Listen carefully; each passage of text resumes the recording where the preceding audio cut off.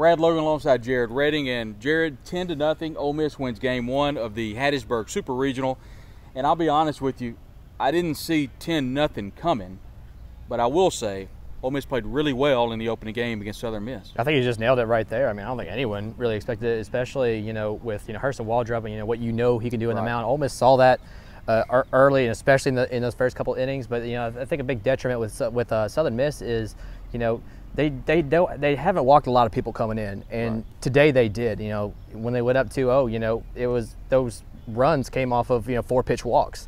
It's something that you don't exactly see. And Ole Miss was able to take advantage of it and get up to a 3-0 lead. But I think we almost saw it disappear just almost in the blink of an eye earlier. We talk about the play to right field. Reese Ewing almost hit a grand slam that that hook that the call in the field was it hooked maybe that far, maybe that far. Especially with it being bright outside, especially earlier. Right. Tough in the press box to see where exactly where it was. I certainly thought it was fair. I typed out that it was fair, and then I realized, wait a minute, I have to click backspace.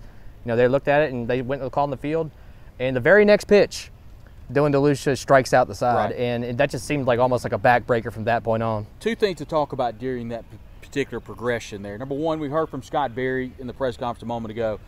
He commented, he said it was foul. I didn't ask for a review. They had a crew chief review it, but I thought it was foul and it was a foul ball.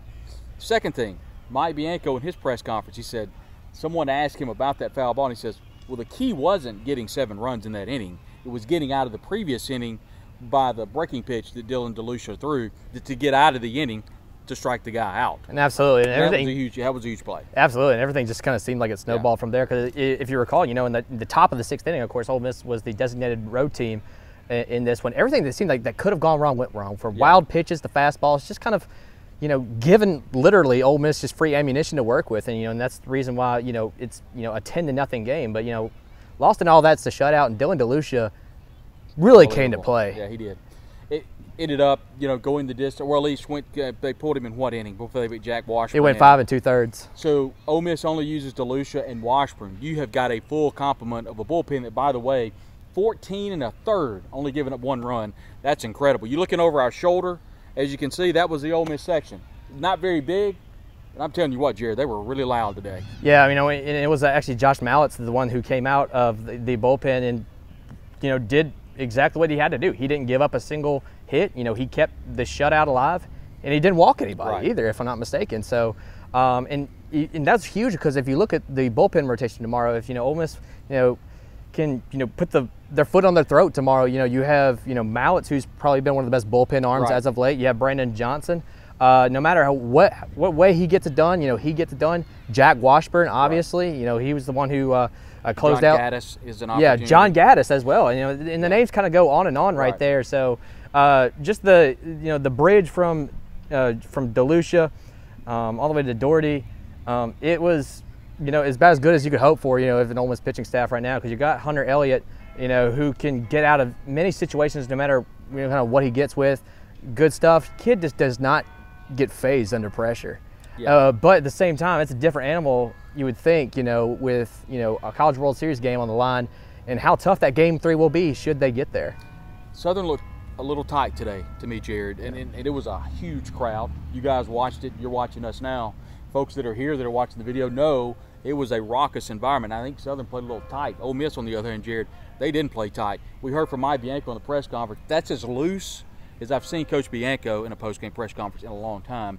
He actually made the comment after John Sokol from WCBI asked him the question, Coach, if you win tomorrow, you go to Omaha, do you think the guys are kind of looking ahead? Classic Bianco. Classic Bianco. No, he wasn't ugly. He smiled and said, I can assure you, they've been told we're not looking ahead. So he knows this is a good Southern Miss team. And it is, and they rightfully have the respect, for Southern Miss, because, it's hard to, be going up against a 47-win team and not overlook them, no matter what conference they're in. And, in a very much underrated lineup, and obviously to do the pitch staff. They're going to be pitching Tanner Hall tomorrow. Right. Their best, their best arm. Their best arm, arguably. I mean, the Ferris Trophy winner, the best college baseball player in the state of Mississippi, going against Hunter Elliott, who's gotten it done so far, but no outing in his career is going to be more important than tomorrow. Ole Miss was a defensive tackle, Tywan Malone, home run away from being run ruled against SEMO a couple of weeks ago. This team is one win away from Omaha, Nebraska in the College World Series for the first time in 2014. I don't know of a better story in college baseball, but we'll have everything for you tomorrow. It was 10-0. Ole Miss wins today. Brad Logan alongside Jared Redding. Tomorrow, 3 o'clock on Sunday, Ole Miss has a chance to go to Omaha. Got to be fun. We'll have you covered right here on Inside the Rebels. Be sure and follow Jared on Twitter. That's at Jared E. Redding. I'm at Brad Logan, COTE. Most importantly, go to Rebs247.com. There's more stories that you know what to do with. All of our press conferences will be loaded there. All types of recruiting for football. It was a big night last night. It was Friday Night Lights. We've got everything covered at Rebs247.com. Thanks, everybody.